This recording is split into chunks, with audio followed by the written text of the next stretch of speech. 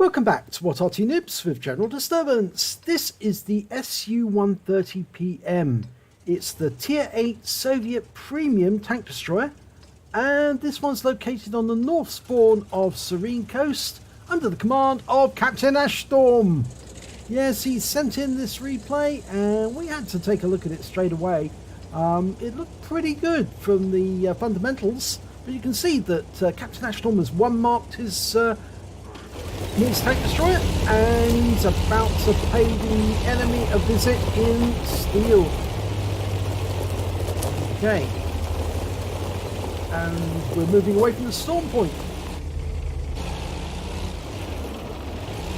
Now we can see that he's carrying a nice load of AP, 130mm gun capable of 520 alpha damage. Now this is basically the Soviet equivalent of the German Scorpion K. The Scorpion G, rather. Yes, Scorpion G. What am I thinking? Scorpion K? Well, we must see one of those. Come on, Wargaming, put out a Scorpion K. No, that was me. Okay, I made a cock up. Okay, we've got a Jagdpanther 2, and you can see that Captain Ashstorm is actually staying well behind the trees, so he's using the bush mechanic. The enemy is never going to see his actual position, but they will feel his presence by the shells hitting their tank and stripping away their hit points. Right, M103 is the first target. There was one of those at TACFest this year, and some people were mightily impressed by it. It was a big tank. But there's the Leopard prototype, and oh, he's now missing 473 hit points. So he's not feeling very happy at the moment. Okay, we've reloaded. 11.48 seconds. It's much faster than the Scorpion G reloads. So it's heavier hitting and much faster on the reload. The only problem, of course, is the turret rotation. It doesn't rotate the full way round as the Scorpion G does, because that's based on the Panther chassis.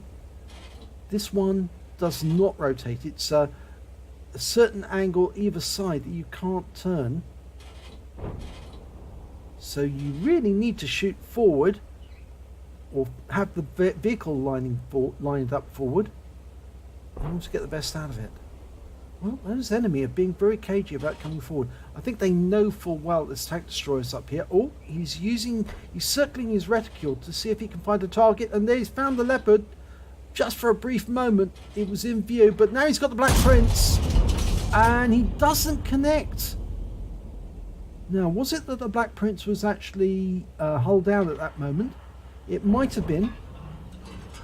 He's still got no shot on that M103, but the Leopard prototype is there and he keeps popping into view. And this time around he does connect. So it's a high roll for 533.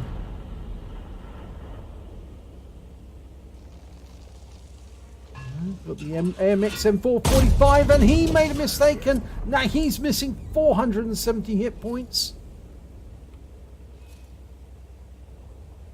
Jagdpanther, can we get a shot? No, not yet. There's the 103. Now we can shoot. He's come around the corner, and this one went through the front. I think it actually didn't connect with the drive wheel. I think it actually went through the lower plate. And there's the Black Prince coming to view, and that one went through the turret for 540. He's now one shot. In fact, actually, indeed, the M103 is a one shot, and he's been killed. Now we're reloading. The Black Prince is dead as well.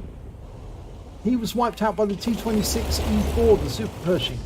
Now, we've picked up 2.5k of damage so far, and we're moving to a position so we can shoot at that Challenger. He's making his way around the lake edge. We've got a shot there? No, because there's a rock in the way. And we go around the edge there. He's worried about that Jagdpanther over to his right. Can he get a shot on the Challenger? Yes, he can. And he takes him out, deletes him from the game. The strip moved down to have a go as well. But I think he's going to have to go around the corner now, because those that T-29 and Oni are getting dangerously close to the cap area. And avoids the shell from the M40. The strip's going to go around the corner first. And I think the M40 realises that his target's now the IS or the AMX 1390. We're not going to cut through there. I think we're going to go up where the strip is. Or are we? No? Captain Ashlam's decided he's going to cut through. If the strip goes one side, he can go the other. And there's the T29.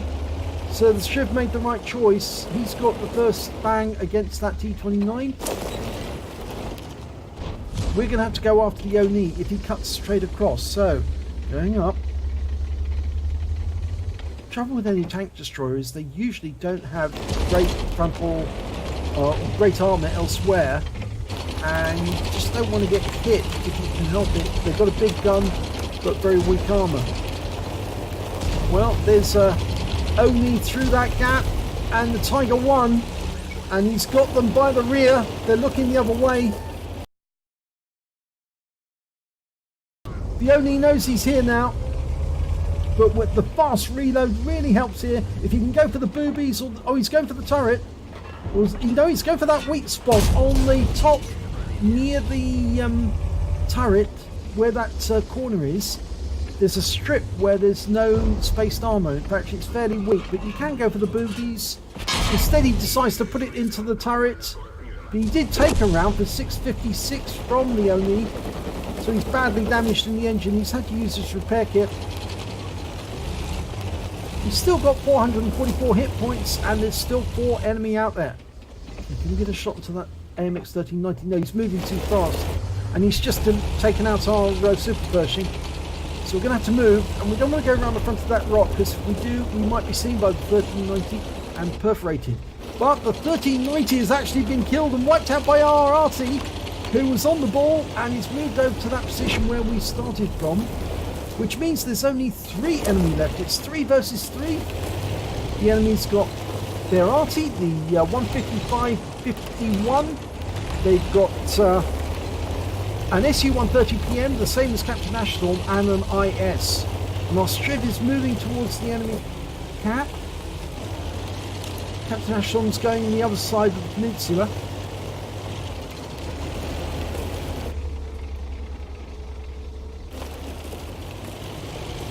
Now, I'd guess that the IS is still probably in the same position, or making his way here, and he is making his way here. Oh, and he's now dead. He's a smoking wreck because he made a mistake coming up against the 1300 130mm gun. But the problem is now we're down to 52 hit points, and that is a real problem.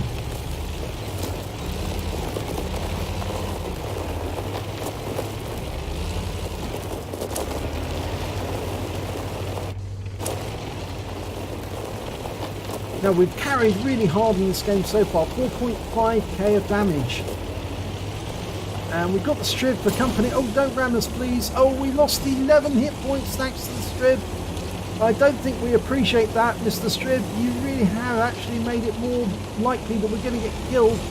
Don't do it to us again, please. The last thing we want right now is to be wiped out by somebody carelessly banging into us. And there's the SU-130. Oh, and he's taken out the Striv. But that means he's on reload. But he knows we're here. We've locked on. And he's dead. That's the biggest threat gone. Now it's just a matter of killing that Lorraine 155-51. And the problem with that tank is that it's incredibly fast. So we need to get in there quickly and find out if he's still at the cap. He might have gone to our cap, or he might have gone hunting for the enemy, for our Arty. That's basically what he should be doing, because he knows full well what the SU-130 can do.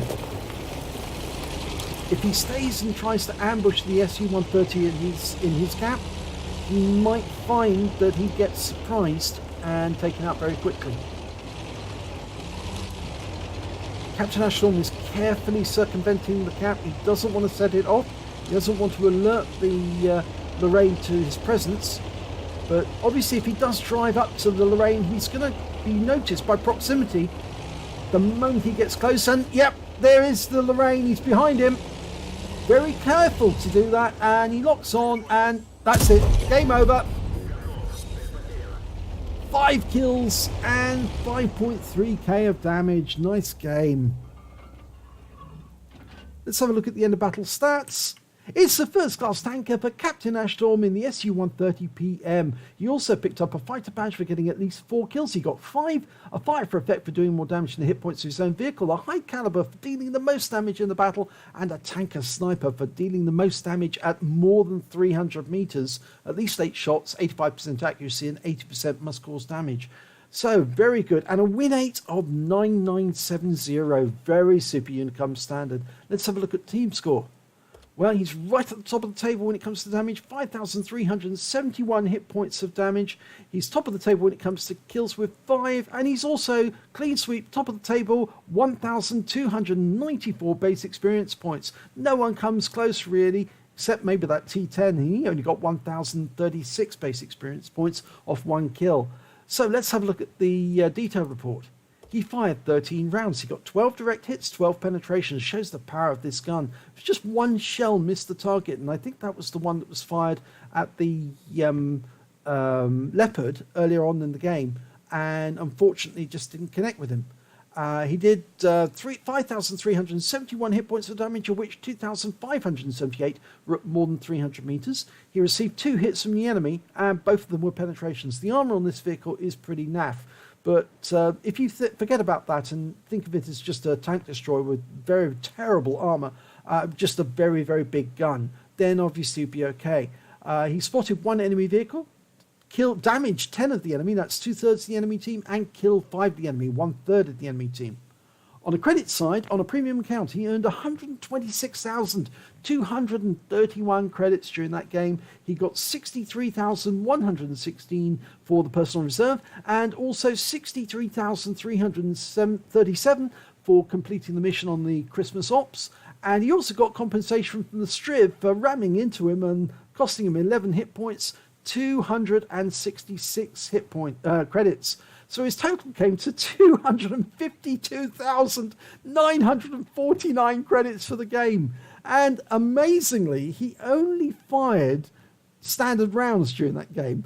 So after repair and ammunition resupply, he took away 230,748 credits. So nearly 250,000 credits from 1 game. That is absolutely unbelievable. And I think most people, even if they've got sort of like tier 1 and tier 2 tanks and they're a noob and they managed to earn themselves maybe an SU-130, or maybe they bought one, they would be drooling at the thought of getting 230,000 credits in a single game. It's amazing. He also picked up 2 awards. He got 2 bonds, 1 for the high caliber, 1 for the tank sniper. And he also earned 1,941 XP, 776 for completing the Christmas Ops, 194 because this is a premium vehicle. So he took away 2,911 experience points altogether. He certainly did carry hard in this game. He earned those results. But unfortunately, because the SU-130PM is such a heavily played tank destroyer, I'm afraid with those results, he only earned a first class. Now, I'm sure you have to work really hard to get an ace in this vehicle because so many people are playing it. But I'm sure that Captain Ashtorm will provide us with an ace game replay sometime in the future because he's that sort of guy. He's an expert. He always pushes to get perfection. And on this occasion, he came damn close. So if you enjoyed this replay, please give it a like and do subscribe to our channel. And hopefully it'll be your replay that I'll be featuring in the next video.